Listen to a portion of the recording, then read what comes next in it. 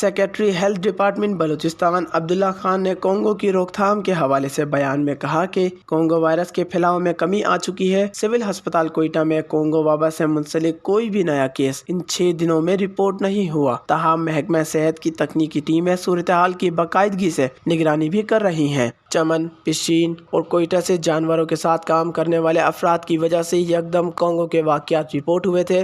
2023 میں کل 10 اضلاع میں کونگو کیسز رپورٹ ہوئے ہیں۔ محکمہ لائیو اسٹاک اور لوکل گورنمنٹ ڈپارٹمنٹ کو اس بیماری کی روک تھام اور خاتمے کے لیے سختی سے تعمیل کرنے کے لیے پابند کیا گیا ہے۔ علاوہ ازیں محکمہ صحت ہیلتھ ڈائریکٹوریٹ DGPR کی کوارڈینیشن اور تعاون سے عوام الناس بشمول لائیو اسٹاک سے متعلقہ کاروبار اور کمیونٹیز میں حفاظتی تدابیر اختیار کرنے کے لیے آگاہی پیدا کرنے میں مصروف ہے۔ ان کا مزید کہنا تھا کہ اب وقت آ گیا ہے کہ بیماریوں کو کم کرنے کے لیے ملٹی سیکٹرل اپروچ کو اپنایا جائے۔ تمام سرکاری محکموں، ایجنسی، خاص طور پر لائیو اسٹاک، لوکل گورنمنٹ، محکمہ زراعت، PHE، آبپاشی، محکمہ اطلاعات اور سماجی بہبود کے ساتھ ساتھ نجی شعبے کو پیتھوجنز اور بیماری کے خلاف لڑنے کے لیے مربوط انداز اپنانا چاہیے۔